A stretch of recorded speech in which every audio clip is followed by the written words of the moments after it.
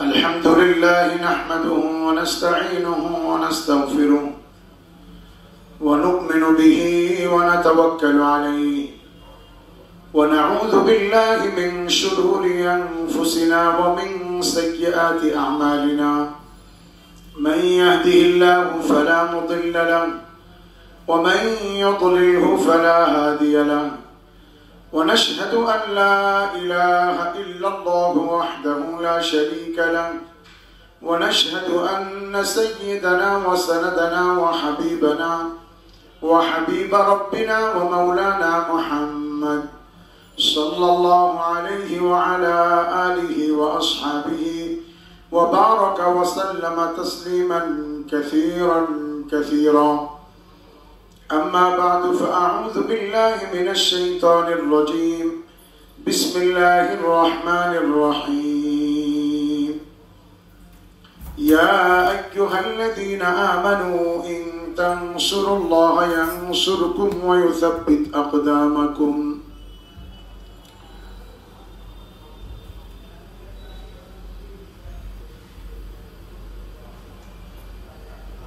وقال تبارك وتعالى فليقاتل في سبيل الله الذين يقاتلونكم.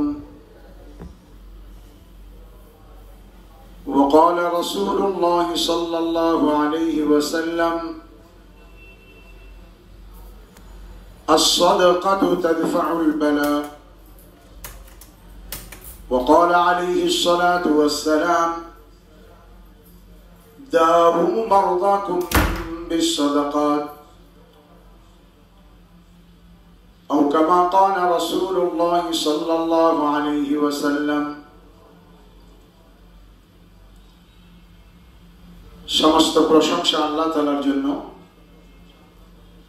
আমরা অন্তরের অন্তঃস্থল থেকে আল্লাহ তাআলার শুকর আদায় করি, আল্লাহর ইহসান মনে করি, অনুগ্রহ মনে করি, দয়া মনে করি যে আল্লাহ আমাদের উপরে রহম করেছেন, দয়া করেছেন, করম করেছেন যে আল্লাহ পাক আমাদেরকে রমজানের মতো এক বিশাল গুনাহ মাফের সুযোগ, বরকত ও রহমতের বৃষ্টি এবং জীবনে দুনিয়ায় আসার লক্ষ্য বস্তু আল্লাহকে সন্তুষ্ট করার, আল্লাহর নৈকট্য অর্জন করার, জান্নাত কামাই করার, জাহান্নামকে দূরে ঠেলার এক অনন্য উপায় হিসেবে রমজান মাস আমাদেরকে দান করছেন। আলহামদুলিল্লাহ।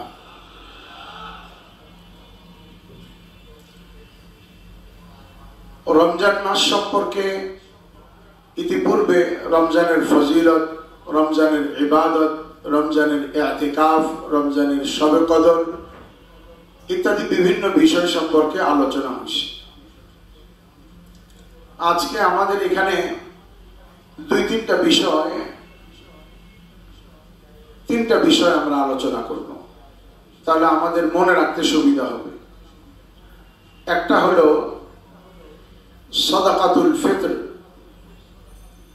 যাদেরকে আল্লাহ তাআলা আর্থিক সংগতি ও সক্ষমতা দিয়েছেন, তারা এই অর্থের হক আদায় করার জন্য যে সকল পথ পন্থা, কর্মপদ্ধতি, আহকামাত আল্লাহ নাজিল করেছেন, তার মধ্যে একটি হুকুম হলো বছরে একবার সাদাকাতুল ফিতর আদায় করা।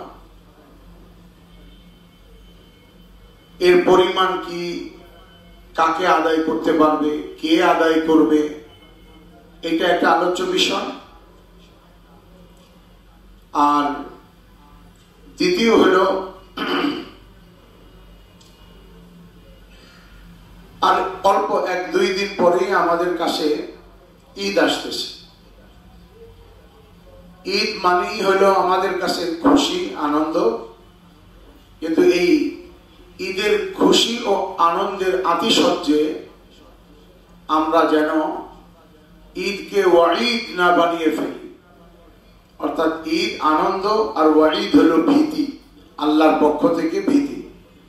আনন্দকে যাতে আমরা দুঃখে পরিবর্তন না করি, নেকির মাধ্যমকে গুনাহের দ্বারা পরিবর্তন না করি, এইটা একটা আলোচ্য বিষয়। তৃতীয় হইল মজলুম মুমিনদেরকে সাহায্য সহযোগিতা করা। বিশেষ করে এই মুহূর্তে সারা পৃথিবীর মুসলিম অমুসলিম সকলেই আমরা জানি ফিলিস্তিনের মুসলমানদের দুর্দশা ও তাদের উপরে নির্যাতন নিপীড়ন কি পরিমাণ চলছে। এটা শুধু মানুষ নয়, আমি মনে করি অন্যান্য প্রাণী এবং ফিলিস্তিনের গাজার কুকুর বিড়াল পর্যন্ত আমাদের চেয়ে ভালো বলতে পারবে কি পরিমাণ জুলুম তাদের উপরে হচ্ছে। এই তিনটা বিষয়, যেহেতু সময় কম, তো অল্প সময়ের মধ্যেই আমি কয়েকটা বিষয় আলোচনা করব। একটা হলো সাদকায়ে ফিতর। আল্লাহ তাআলা যাদেরকে মাল দিয়েছেন, মালের কিছু হক দিয়েছেন। যাকে আল্লাহ ছেলে মেয়ে দিয়েছেন, ছেলে মেয়ের কিছু হক দিয়েছেন।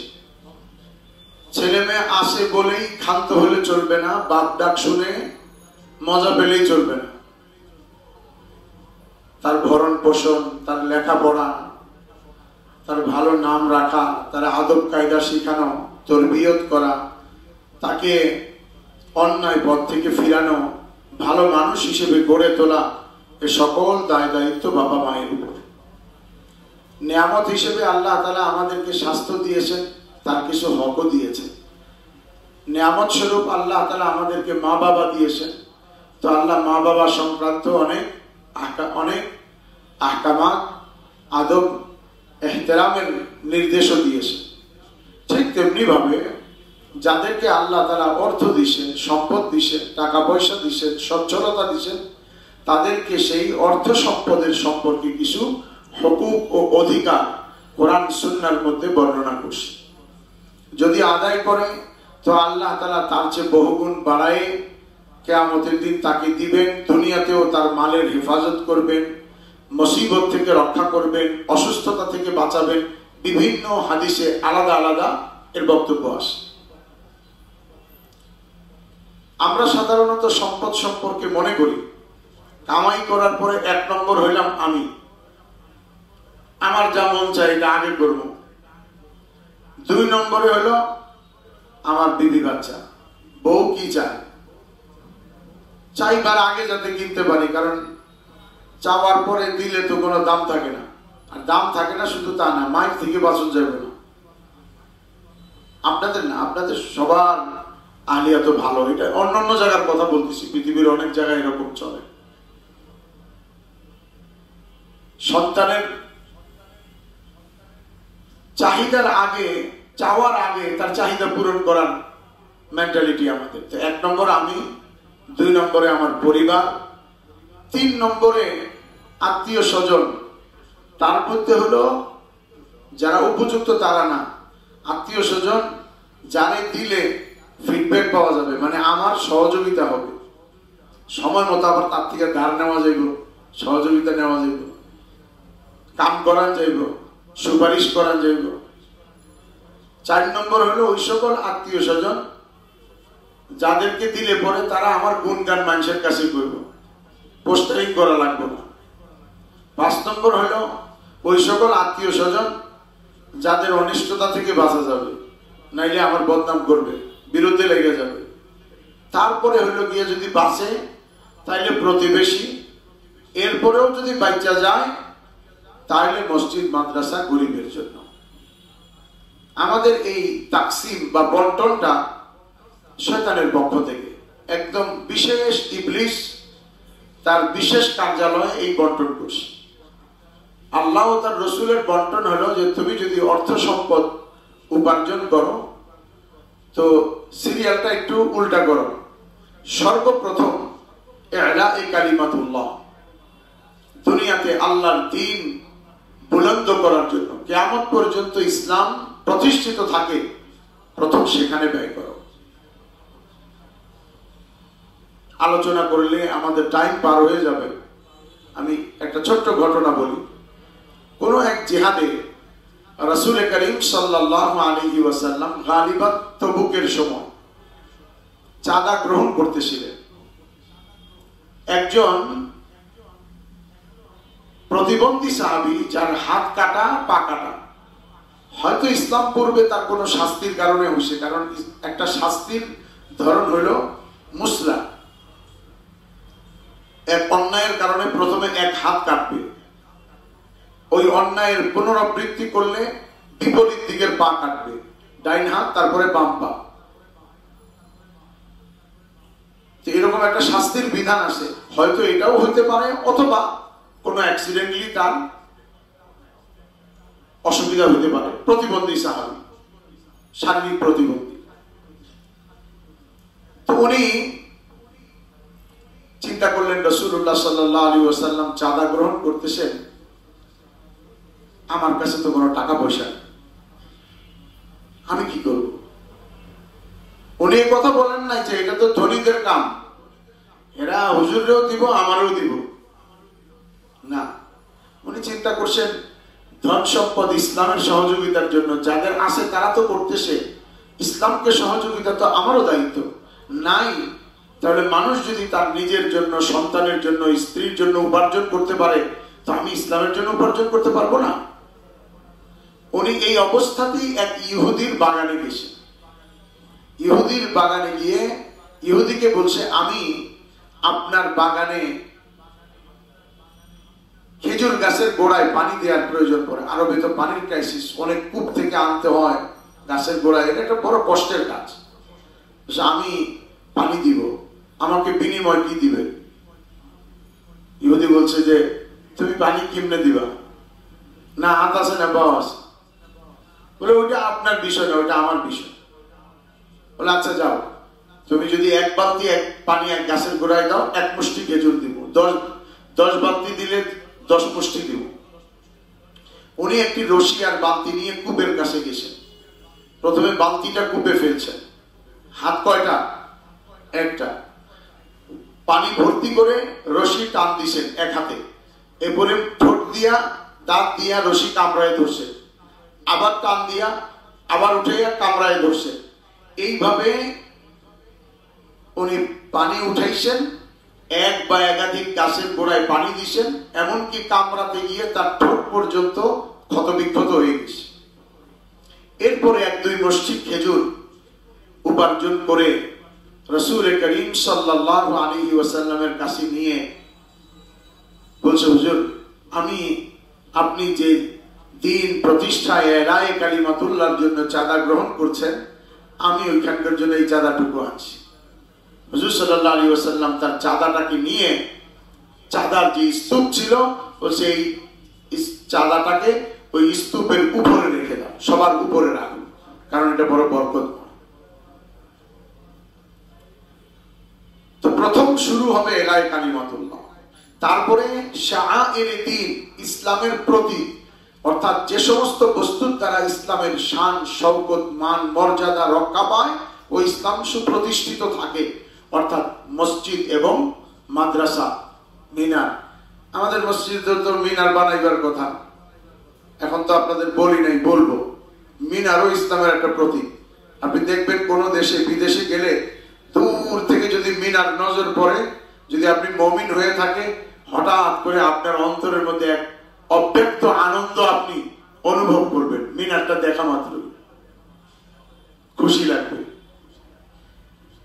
এই যে আমাদের এক্সপ্রেস ওয়েতে ভাঙ্গার পথে যে মসজিদটা নির্মাণ করছে, পদ্মা ব্রিজের পরে মডেল মসজিদ, না এটা বোধহয় মডেল মসজিদ না, বা কেউ করছে, যাই হোক। কিন্তু প্রথম যেদিন দেখছি, গাড়ি চালিয়ে যাচ্ছিলাম, তো গাড়ি থামায় শুধু মসজিদ দেখছি। সুবহানাল্লাহ, আল্লাহ এত সুন্দর করে বানাইবার তৌফিক দিছে। তবে দুঃখ হলো এটাই, মসজিদ পাকা হয়ে গেছে, মুসল্লি কাঁচা। 3 নম্বর খরচের জায়গা হলো আত্মীয় স্বজন, প্রতিবেশীর মধ্যে অভাবী। 4 নম্বর খরচের জায়গা নিজের পরিবার, সবশেষে বাঁচলে নিজেও কিছু নিজের প্রয়োজনে ব্যবহার করা। মানে সবই ঠিক আছে, শুধু সিরিয়ালটা উল্টা হয়ে গেছে। ট্রেনের ডিব্বাটা, মানে ইঞ্জিনটা পিছনে লাগছে, কম্পার্টমেন্ট আগে হয়ে গেছে। অনেক জায়গায় এরকম হয়। ইন্ডিয়াতে কিছু জায়গায় আছে ট্রেনের ইঞ্জিনটা মাঝখানে থাকে, ওদিকেও যায় এদিকেও যায়। আমাদের অবস্থা হয়েছে তাই, উল্টা দিক থেকে শুরু করছে। যাই হোক, ওই সকল আহকামাত, নির্দেশাবলীর মধ্যে ইসলাম এত সুন্দর রাখছে যে প্রকৃত পক্ষে যাকাত এবং দান সদকা এবং ন্যূনতম হলো ফিতরা, এটা যদি আদায় করে তাহলে কেউ অভাবী অন্তত পক্ষে থাকার কথা, না খেয়ে থাকার কথা। আজকে আমাদের সম্পদশালীরা কামাইতে কামাইতে কামাইতে কামাইতে কামাইতে কামাইতে ফকির হয়ে গেছে। আপনাদের অনেকেই ধনী মানুষ আছে, আপনারা রাগ করতে পারেন, আপনাদের কথা বলছি না, আপনারা তো ছোট। আমরা গুলশান কোরআনের কথাই ধরি। আমাদের যাত্রাবাড়ির হযরত মাওলানা মুফতি মাহমুদুল হাসান সাহেব দামাত বারাকাতুহু উনি একবার গুলশান মসজিদে বলছিলেন, যাকাতের বয়ান করতে গিয়ে বলছেন, আচ্ছা আমি যে গুলশান আজাদ মসজিদ বাংলাদেশের সবচেয়ে আভিজাত্য এলাকার অভিজাত মসজিদ, উনি বলতেছেন আপনাদের এখানে যাকাতের যে বয়ান করতেছি এইটা তো আসলে বেজা মানে বুঝেন, বেজায়গায় বয়ান হইতেছে। কারণ আপনাদের তো যাকাতের মাসলা তো আপনাদের বলার কথা না, যাকাতের মাসলা তো যার উপরে যাকাত হয়। আপনারা তো সব দরিদ্র মিসকিন অসহায়, তার কারণ এক একজনের ব্যাংকের থেকে এত টাকা চুরি করছে যে আপনার জায়গা জমি সব দিয়ে দিলে পরে কিছুই থাকবে না। যদিও এটা মাসলা এটা না, মানে এটা উনি একটা ওনার ফিলিংস এর কথা জানাইছে।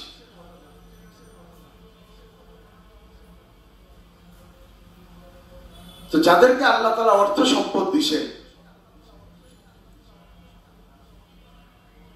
তারা কামাইতে কামাইতে যত বেশি মাল হয় তত দরিদ্র হয়ে যায়। আগে অল্প ছিল, ছোট্ট ফ্যামিলি, স্বামী স্ত্রী এক বাচ্চা, শ্বশুর বাড়ির লোকজনও দাওয়াত দিয়ে খাওয়াইছে, প্রতিবেশীরাও খাওয়াইছে, খাওয়াই আবার খুশি, একবেলা খাওয়াইতে পারছে। এখন পয়সা বেশি হয়েছে, এখন খাওয়াইতে হলে অনেক বিচার, ইলেকশন আছে কিনা, সামনে কোনো পর্ব আছে কিনা, খরচ কত হবে, গিফট কি পরিমাণ আসবে, বাকায়দা বেচা কিনা শুরু হয়ে গেছে। প্রত্যেকটা বিয়ে মানি হলো বেচা কিনা, ভাত বেচে, কেউ বিরিয়ানি বেচে, কেউ কাচ্চি বেচে। শুভ বিবাহ না লিখে লেখা দরকার শুভ বেচা কিনা। তার কারণ হলো এখানে বলে না যে বিরিয়ানি বেচছি, খাওয়াই ঠিক মতো, কিন্তু পরে গিফট দিয়া কম্পেয়ার করে খরচ কত হয়েছে পাইছি কত। সাহাবায়ে কেরাম ছিলেন অরিজিনাল ধনী, কিচ্ছু নাই, পকেটও নাই। সুবহানাল্লাহ, পকেটের কথা কইছে পরে মনে পড়ছে, সুদানের মানুষের বুক পকেট একটা এইখানে আর একটা পিঠের এই পাশে। তো আমি অনেকদিন পর্যন্ত এদের জামা দিয়ে খালি চিন্তা করতাম এই পিছনের ডান পাশে পকেট কিনলে এমনি হাত দিয়ে তো এটা তো কঠিন ব্যাপার। তো অনেকদিন পরে একজনের না জিজ্ঞাসা পারি নাই, ভাই পিছনে পকেট কেন?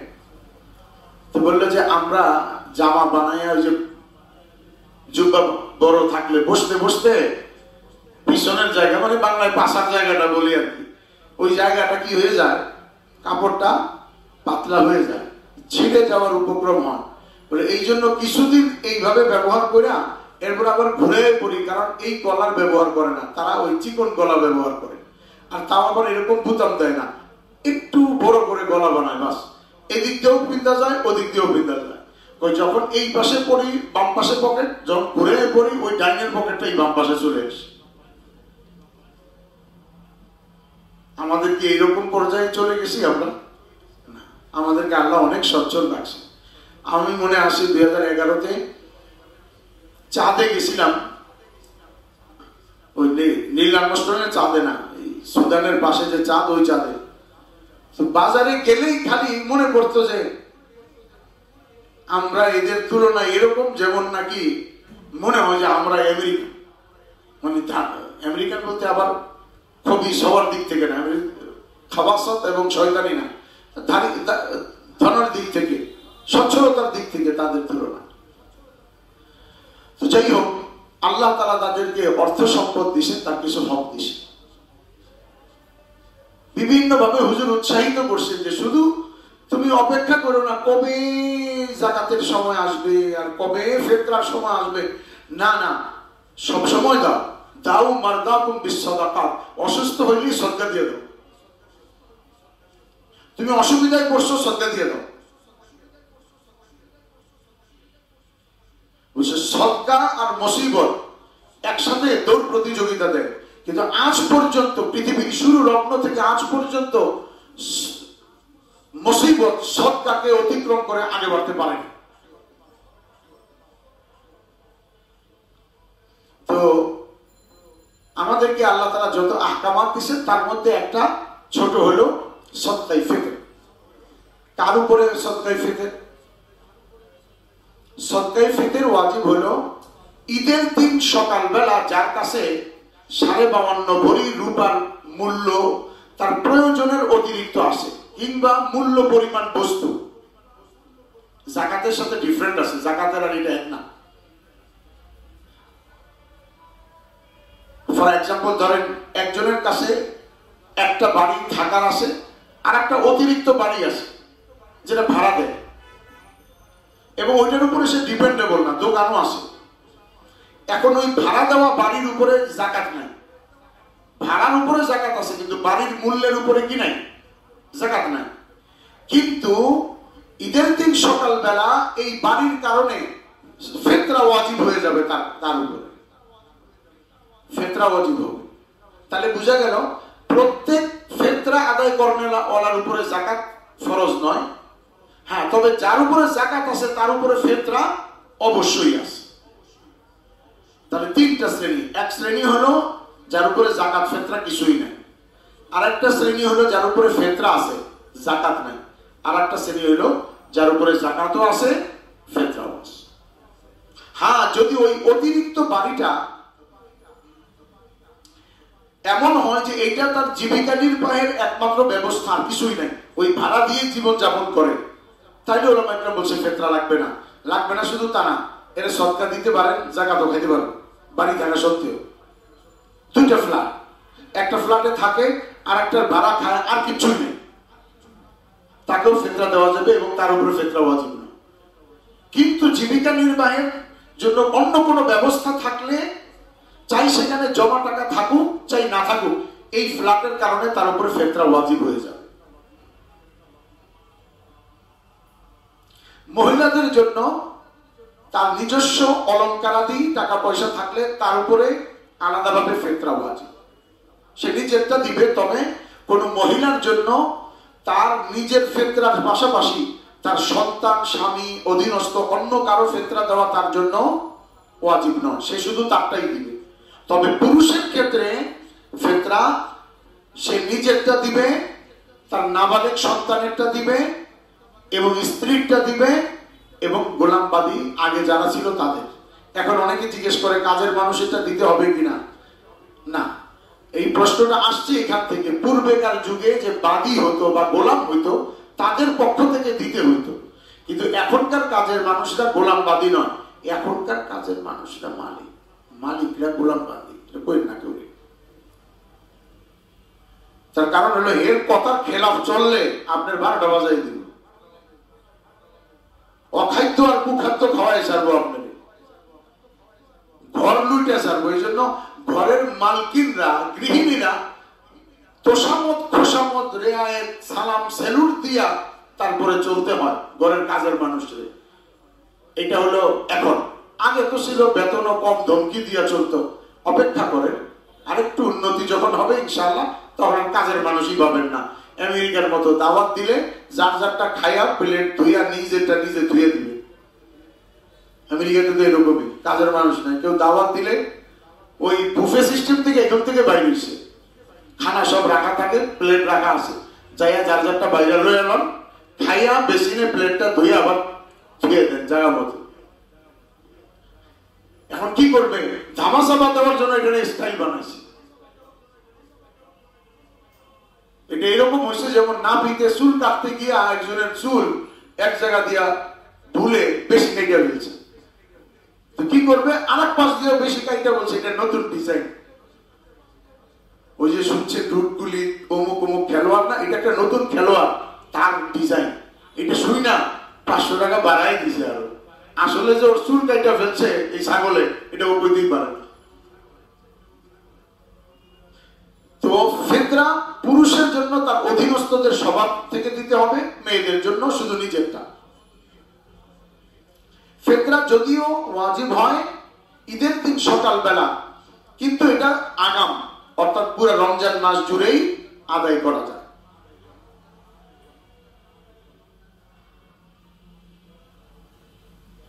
ফিতরা এবং রোজা এটা পৃথক হুকুম। অনেকে মনে করে যে রোজা রাখলে ফিতরা দিতে হয়। আমার আম্মা আব্বা বুড়া মানুষ, রোজা রাখে নাই, রোজার ফিদিয়া দিছি, তাদের তো ফিতরা নাই। না না, যদি আপনার আম্মা আব্বার টাকা পয়সা থাকে, আর আছেই তো, মরার আগ পর্যন্ত দেয়নি, দেয় না তো, যতক্ষণ জানটা আছে ততক্ষণ পর্যন্ত দিতে চায় না। এটা তার জন্য হলো মালের মহব্বত। আর এক দিক থেকে দিয়েই বা কি করবে, আপনারা দিলেই তো আপনি এটা বৃদ্ধাশ্রমে জমা দিবেন, এই জন্যই তো দেয় না। আরে আপনারা যতটুকু খেদমত করে, এটা তো ওই চাবির আশায়, তেল মালিশ করে চাবি টানি শেষে পাওয়া যায়। এই জন্য আব্বা আম্মা রোজা রাখতে না পারলেও, দাদা দাদু রোজা রাখতে না পারলেও ফিতরা ঠিকই আদায় করতে হবে।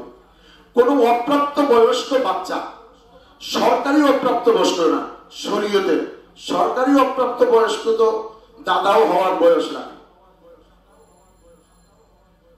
সরকারি ভাবে 24, 25, 26 না হইলে এটা প্রাপ্ত বয়স্কই হয় না। মানে আমাদের সমাজে 25 বছরের ছেলেটারে বিয়ে করাই দেয়। হ্যাঁ, কি বলেন, বাচ্চা ছেলে মাত্র ইউনিভার্সিটিতে পড়তেছে, অথচ ওরে যদি আপনি, ও বালেগ হয়েছে 12 বছরে বিয়ে করাইতেন, 13 বছরের সময় একটা ছেলে হইতো, তাইলে এখন ওর বয়স 24 বছর, তার মানে ওই ওর 12-13 বছরের একটা বাচ্চা থাকতো। ওই ছেলেরও অলরেডি বিয়ের সময় চলে আসছে, আর ওই ছেলের বিয়ে করালে বছর খানিকের মধ্যেই ছেলের দাদা হয়ে যেত। এই অপ্রাপ্ত বয়স্ক না, শরীয়তে বলছে যে বালেগ হয় নাই। এর যদি নিজস্ব কোনো মাল থাকে, তাহলে তার মাল থেকে তার ফিতরা আদায় করে দেওয়া হবে, নতুবা তার ফিতরা তার বাবা আদায় করবে।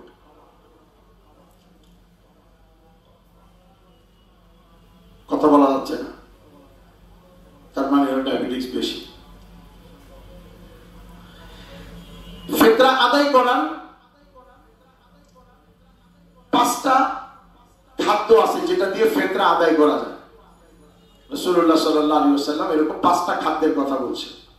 1 নম্বর হলো জব, 2 নম্বর হলো গম, 3 নম্বর হলো খেজুর, 4 নম্বর হলো পনির, 5 নম্বর হলো কিশমিশ। এটা কিন্তু সিরিয়ালটা আমি তার আদায়ের মর্যাদার দিক থেকে বলি নাই, 5টা জিনিস বলছি। কোনটা আদায় করা উত্তম এটা আলাদা বলছি। সাহাবাদের মধ্যে আব্দুল্লাহ ইবনে উমর রাদিয়াল্লাহু তাআলা আনহু সর্বদাই খেজুর দিয়ে আদায় করতেন, এবং সাহাবারা, সচ্ছল সাহাবারা ওই সময়ে পনির কিশমিশ যেটা দাম ছিল সেটা দিয়ে দিতেন। কিন্তু হযরত মুআবিয়া রাদিয়াল্লাহু তাআলা আনহুর শাসন আমলে গম উৎপাদন হইতে লাগলো এবং গমের মূল্যটা বাজারে খুব স্ট্রং হলো। তখন সাহাবারা গম দিয়ে তাদের ফিতরা আদায় করতেন, কারণ রাসূল সাল্লাল্লাহু আলাইহি ওয়াসাল্লামকে যখন জিজ্ঞাসা করা হয়েছে, হুজুর কি দিয়ে ফিতরা আদায় করব, কোনটা দিয়ে উত্তম, তো রাসূলুল্লাহ সাল্লাল্লাহু আলাইহি ওয়াসাল্লাম বলেন, আ'লাহা সামানান, আগলাহা সামানান ওয়া আ'লাহা ওয়া আনফাসাহা ইনদা আহলিহা। মাল যেটা মূল্যের দিক থেকে বেশি, আর মালের মালিকের কাছে যেটা পছন্দনীয়, এটা আদায় করা বেশি উত্তম।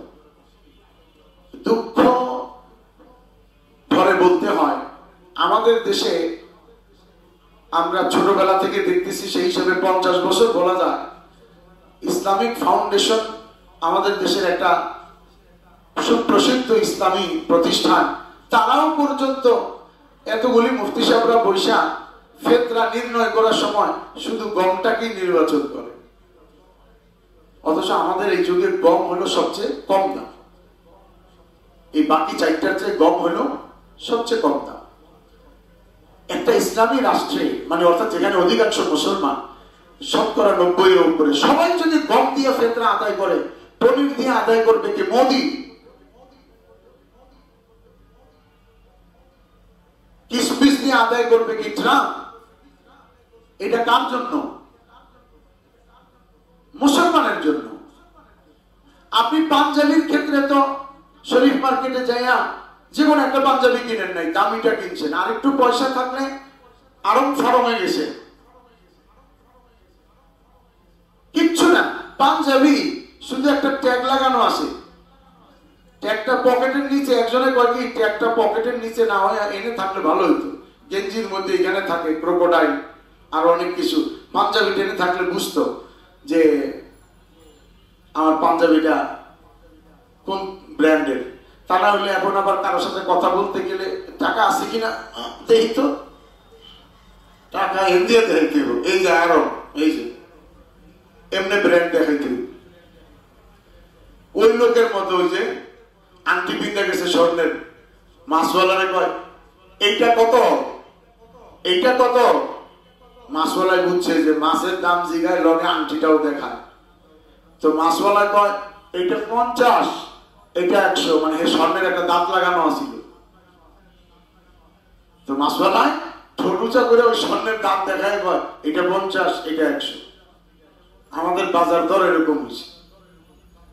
এই জন্য আমাদের উচিত ফিতরা আদায়ের ক্ষেত্রে অসুবিধা থাকলে আপনি গম দিয়েই দেন, অসুবিধা নেই, আদায় হয়ে যাবে। তা আপনি যেমন সব ক্ষেত্রে পরিপাটি, দামি, ভালো ব্র্যান্ড খুঁজেন, তা আপনি ফিতরার ক্ষেত্রে ব্র্যান্ড খুঁজেন না কেন? যে ফিতরার সবচেয়ে ভালো ব্র্যান্ড কোনটা, সবচেয়ে ভালো কিশমিশ ও পনির দিয়ে, আর সবচেয়ে মিনিমাম হলো গম দিয়ে, আর মধ্যবর্তী হলো খেজুর দিয়ে। কতটুকু? যেহেতু গমের দাম তখন বেশি ছিল, এই জন্য পরিমাণে কমাই দিছে, বলছে আধা শ, 1 সের পরে 2 সের, কেজি হিসেবে সেটা আসে 1 কেজি 628 গ্রাম, মানে মোট কথা 2 সের দিয়ে দিলেই সবচেয়ে ভালো, পূর্ণ 2 সের। কিন্তু কিশমিশ দিতে গেলে 3.5 সের। আরে এটা কেমন কথা, বেশি কেন? ওই সময় কিশমিশ সস্তা ছিল, গম দামি ছিল, এই জন্য তারা গম দিয়ে দিছে, সস্তার জন্য দেয় নাই। তাহলে এখন যদি কিশমিশ বেশি হয় তো কিশমিশ দিয়েই দেওয়া দরকার। হযরত ইমাম শাফিঈ রাহমাতুল্লাহ আলাইহি, ইমাম আবু হানিফা রাহমাতুল্লাহ আলাইহি, এনাদের মত হলো, উত্তম হলো যে এই 5টার মধ্যে যেটার মূল্য বেশি ওইটা দিয়ে আদায় করে।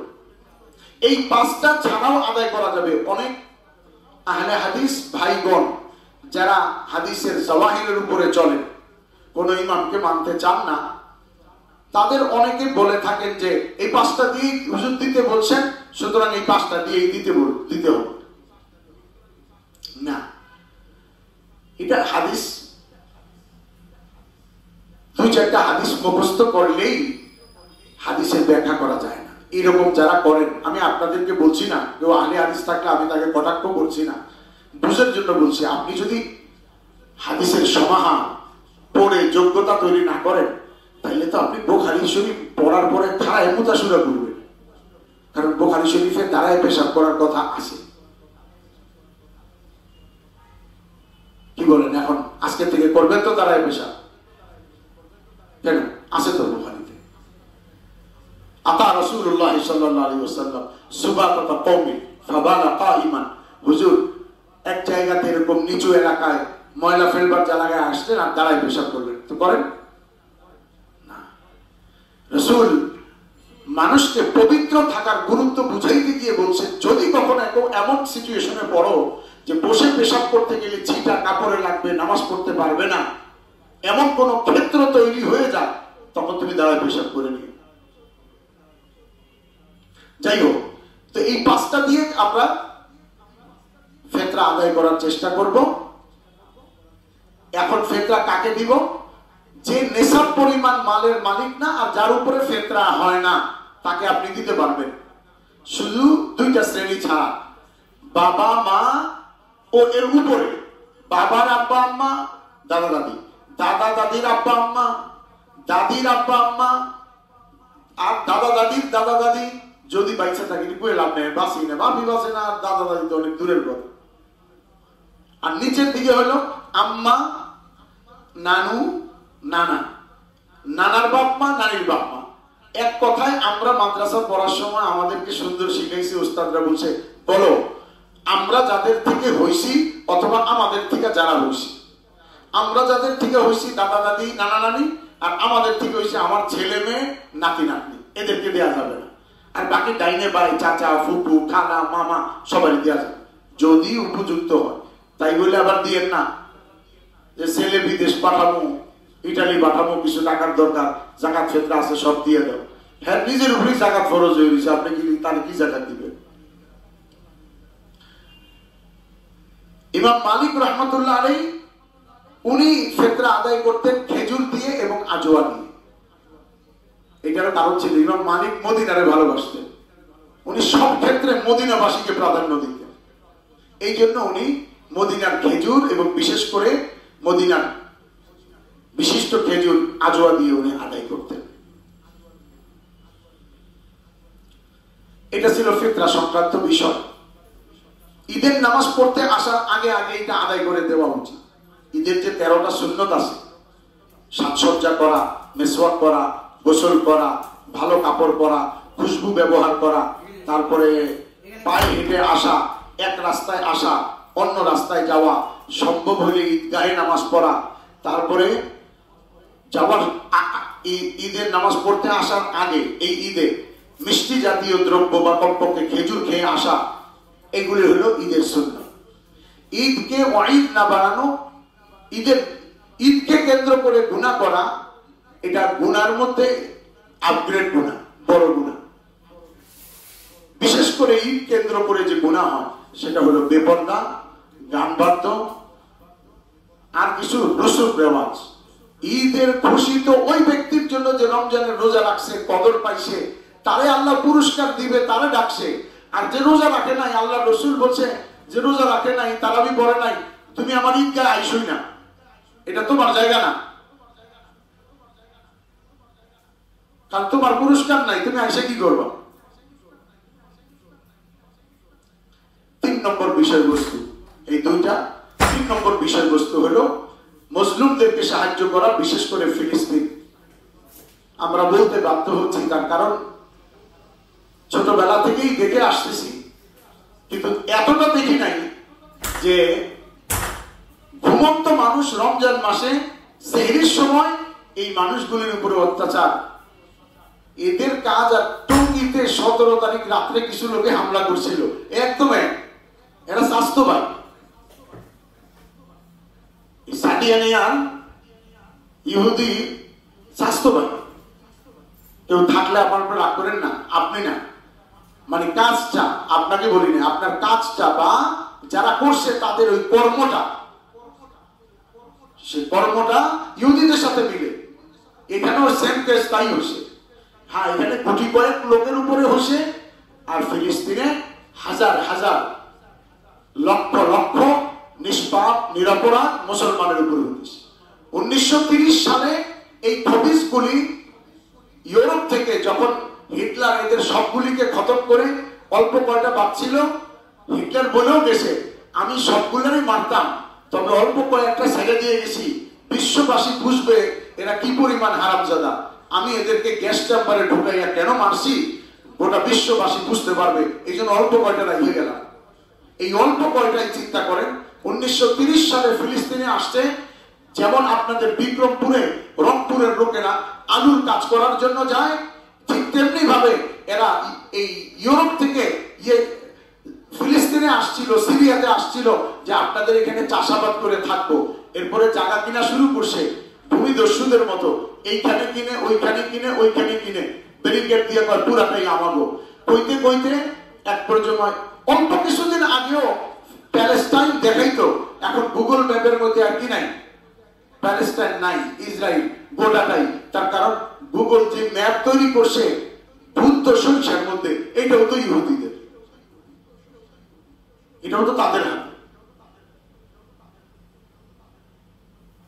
রমজান মাসে আমাদের অন্তত পক্ষে তাদের জন্য কিছু করণীয় তো থাকা দরকার। ফিলিস্তিনের আকাশ বাতাস নিষ্পাপ বাচ্চাদের চিৎকারে যেমন নাকি মাইকের আওয়াজ দেয়ালে টক্কর খেয়ে প্রতিধ্বনি উচ্চারিত হয়, তো তো আপনি আমি যদি গাজায় যেতে পারতাম আর আল্লাহকে বলতাম যে আল্লাহ আমাকে শুনাই দেন, তাহলে ফিলিস্তিনের ওই নিষ্পাপ বাচ্চাদের চিৎকার ও আর্তনাদের প্রতিধ্বনি এখনো শোনা যেত। ওই সকল বাচ্চা যাদের ভাষা আরবি, দুই চারটা তাদের সাক্ষাৎকার শোনা যায়, আরবিতে কথা বলে। আমরা 16 বছর মাদ্রাসায় পড়ে যে ভাষা, যে আল্লাহর ভাষা, যে রসুলের ভাষা, যে কোরআনের ভাষা আমরা বলতে সক্ষম হই না। একটা সব আরবি বলতে গেলে 7 বার চিন্তা করতে হয়। যারা জন্মগত খোদার ভাষায় কথা বলে, রসুলের ভাষায় কথা বলে, কোরআনের ভাষায় কথা বলে, এই ইহুদিরা এই সকল নিষ্পাপ আরব বাচ্চাদের উপরে কতটা জুলুম ও নির্যাতন করছে আমাদের কারোই অজানা নয়। দুঃখ তো এখানে যে আমরা ইফতারের সময় 40 রকমের বাহারি ইফতার করতে গিয়ে মুখে দেওয়ার সময় না হাত কাঁপে, না জিহ্বার মধ্যে একবার আমাদের পেশাব মনে হয়, হায় ফিলিস্তিনের বাচ্চারা আজকে তারা তাদের মুখে বাহারি খাবার তো দূরের কথা, রোজা ভাঙার একটা খেজুর পর্যন্ত পাচ্ছে না। আমরা আজকে এই কদরের রাত্রে বলেন আর ঈদের পুরস্কারের রাতে বলেন, চাই সেটা গুলশান বলেন আর চাই সেটা ধানমন্ডি বলেন, চাই সেটা ওয়ারি বলেন, সমস্ত ব্র্যান্ডের দোকানগুলি দেখেন, ক্যাটস আই, লুবনান, রিচম্যান, এই সমস্ত দামি দামি ব্র্যান্ডের দোকানে মুসলমান ঘুরতেছে, অথচ ফিলিস্তিনের নিষ্পাপ বাচ্চারা তাদের সতর ঢাকার পরিমাণ, লজ্জাস্থান ঢাকার পরিমাণ কাপড় পাচ্ছে না। সুতরাং আমি আপনাদেরকে বলবো, কাল কিয়ামতের দিন নিষ্পাপ ফিলিস্তিনিরা আমাদের ধনীদের পাঞ্জাবির গলা চেপে না ধরে আর আল্লাহ সঙ্গীন আদালতে আমাকে আপনাকে মুজরিম আর অপরাধী হিসেবে দাঁড় না করায়, এই জন্য আমাদের উচিত আমরা তাদের সাহায্য করি। আমরা ইফতারের সময় কত রকমের শরবত বলেন, শরবতের বর্ণনা শেষ করা যাবে? আমরা শরবত পান করতেছি আর ওদিকে ইহুদিরা আমাদের মুসলমান ভাইয়ের রক্ত পান করতেছে, রক্ত দিয়ে তারা জুস পান করতেছে। এরকম পরিস্থিতিতে তাদেরকে সাহায্য সহযোগিতা করা আমাদের জন্য অনেক প্রয়োজন।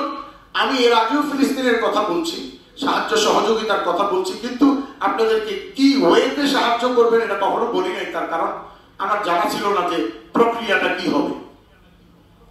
গত কিছুদিন আগে আপনারা জানেন, হাটহাজারী মাদ্রাসা আমাদের দেশের ঐতিহ্যবাহী একটা বিদ্যাপীঠ, এখানকার একজন পরিচিত ব্যক্তিত্ব, বড় আলেম মুফতি কিফায়েতুল্লাহ সাহেব দামাত বারাকাতুহু, মুফতি সাহেব এর ভাই হযরত মাওলানা মাসুম চট্টগ্রাম দারুল মাআরিফ সুলতান জৌক সাহেবের মাদ্রাসা, দারুল মাআরিফ মাদ্রাসার মুহাদ্দিস।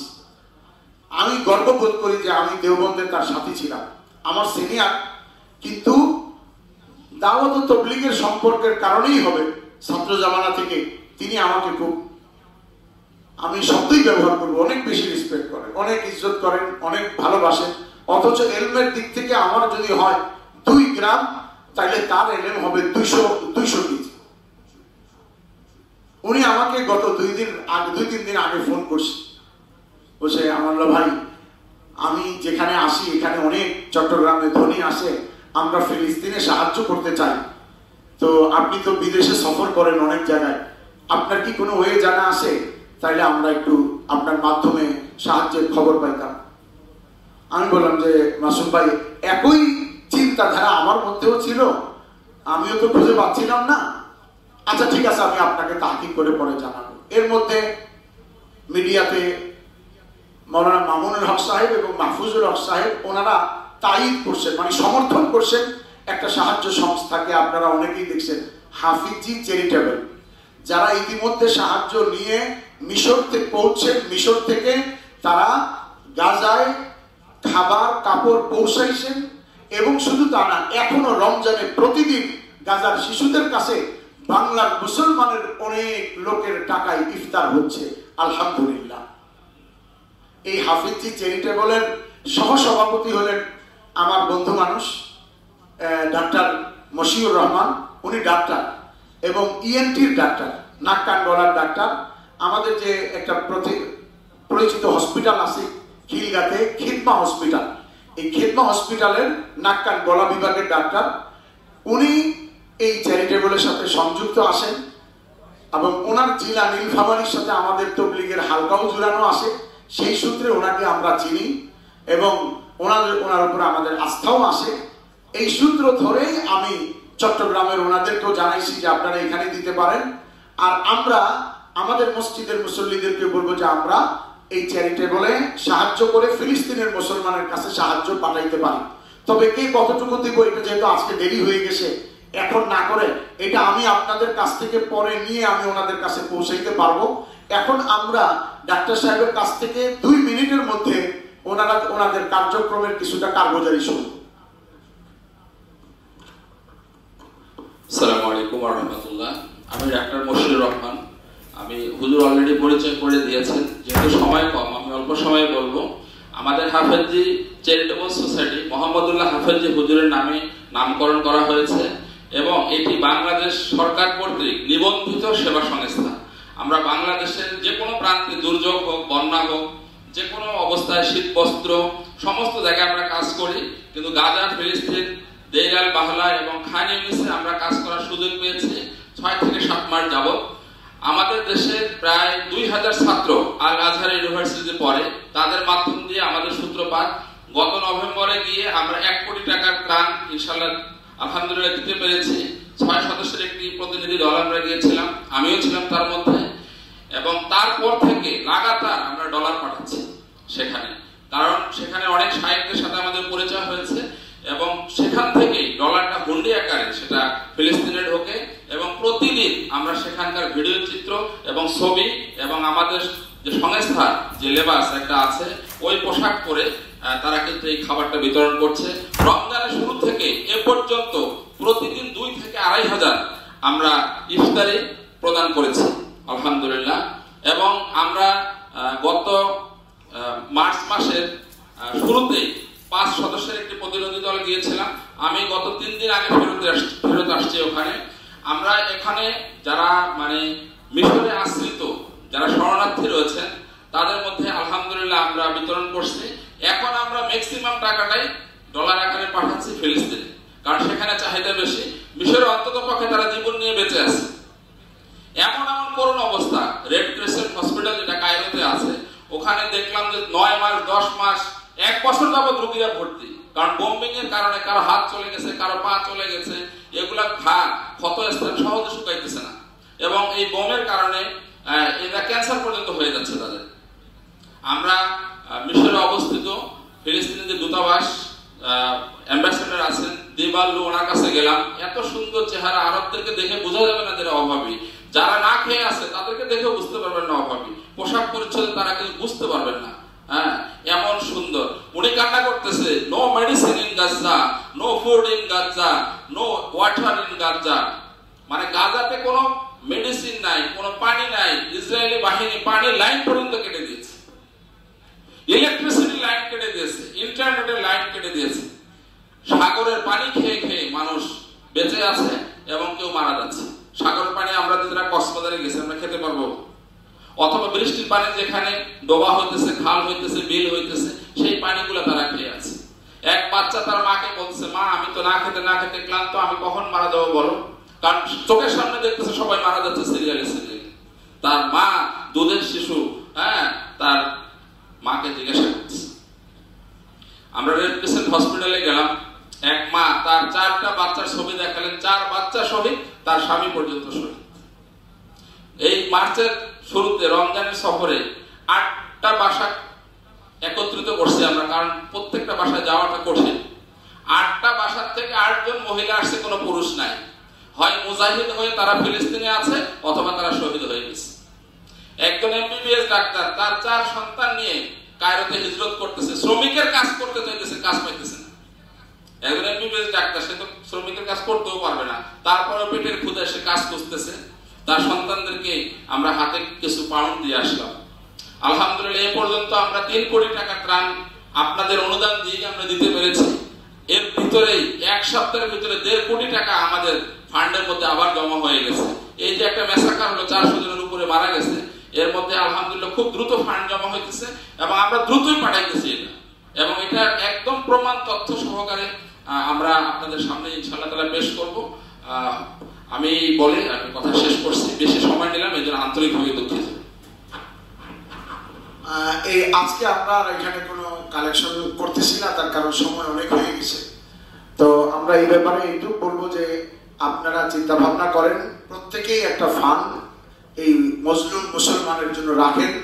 যেটা আরবিতে একটা কবিতা আছে, হাল্লাকা সিররুন, তোমার কি এমন কোন গোপন কাহিনী আছে যে গোপন কাহিনীটা আল্লাহ ছাড়া কেউ জানে না?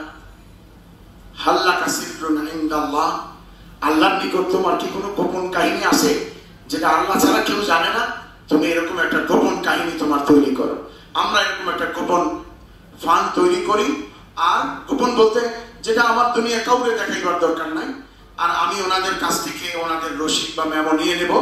পরবর্তীতে আমরা ঈদের পরে ইনশাআল্লাহ কালেকশন করে আমরা ওনার কাছে বা ওই সংস্থার কাছে পৌঁছে দেবো ইনশাআল্লাহ।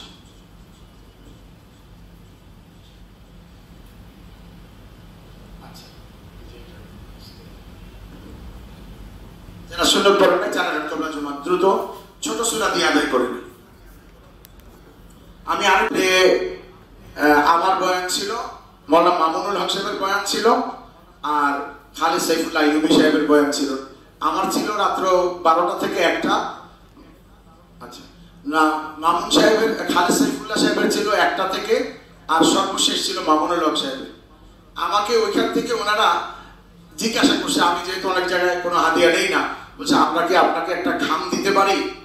আমি বলি হ্যাঁ দিতে পারেন, তবে শর্ত হলো যে আমি এটা কোথাও দিয়ে দিলে আপনারা মনে কষ্ট পাবেন না। বলছে না। তো আমাকে তারা একটা খাম দিছে, কত 20,000 টাকা, হ্যাঁ 20,000 টাকা ছিল। আমি সাথে সাথে সেটা ওনার হাতে দিয়ে দিচ্ছি, বলছে নিয়ে যান এটা ফেরেশতাদের জন্য। আমার এই গানটা আল্লাহ তাআলা কবুল করুক। আমি এটা জানানোটা কোনো ফখরের জন্য নয়, আপনাদেরকে উৎসাহিত করার জন্য, সুন্নাত আদায়।